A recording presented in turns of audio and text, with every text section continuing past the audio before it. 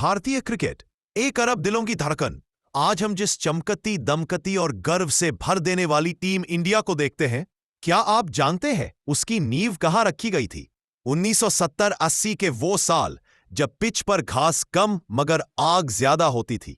गेंद सिर्फ उछलती नहीं थी, दहाड़ के साथ दराती थी, और उसी दहाड़ के बीच खड़ा था एक योद्धा, सुनील मनोहर गावस्कर, लिटिल मास्टर। बिना हेलमेट, सिर्फ बैट और आत्मविश्वास लेकर मैदान में उतरने वाला यह बल्लेबाज सिर्फ रन नहीं बना रहा था, बल्कि वह ईंट ईंट जोड़कर भारतीय क्रिकेट की नींव मजबूत कर रहा था।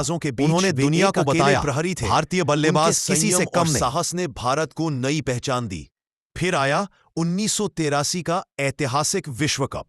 जिम्बाब्वे के खिलाफ आधी टीम लौट चुकी थी, लेकिन हरियाणा हरिकेन कपिल देव 185 रनों की धधकती पारी खेलकर मैच पलट देते हैं।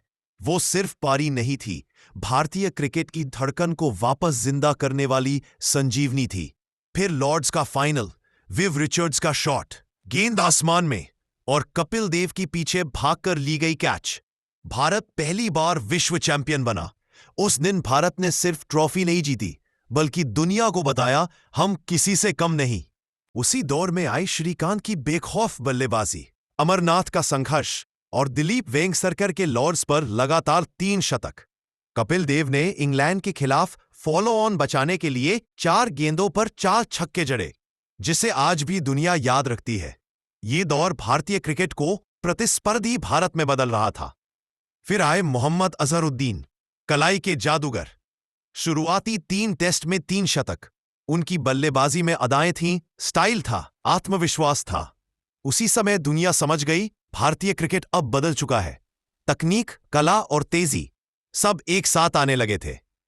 और फिर जन्म हुआ the God of cricket, Sachin Ramesh Tendulkar का। पाकिस्तान के खिलाफ मैच, चोट लगी, नाक से खून बह रहा था, दर्द था, मगर ये लड़का न डरा न पीछे हटा। सचिन सिर्फ बल्लेबाज नहीं थे, वे भारत की आत्मा थे। फिर आए प्रिंस ऑफ कोलकाता, सौरव गांगुली। उन्होंने विदेशी जमीन पर भारत को लड़ना सिखाया। उन्होंने टीम में नए खिलाड़ियों को पहचान दी, भरोसा दिया और कहा, हारना मना है। उनकी कप्तानी ने भारतीय क्रिकेट की सोच बदल दी। Rahul Dravid, the wall. उनका डिफेंस सिर्फ तकनीक नहीं था, वह धैर्य का दर्शन था। अनिल कुंबले का जज्बा, युवराज सिंह की आक्रामकता, मोहम्मद कैफ की फील्डिंग, इन सब ने भारत को नई ऊंचाइयों पर पहुंचाया।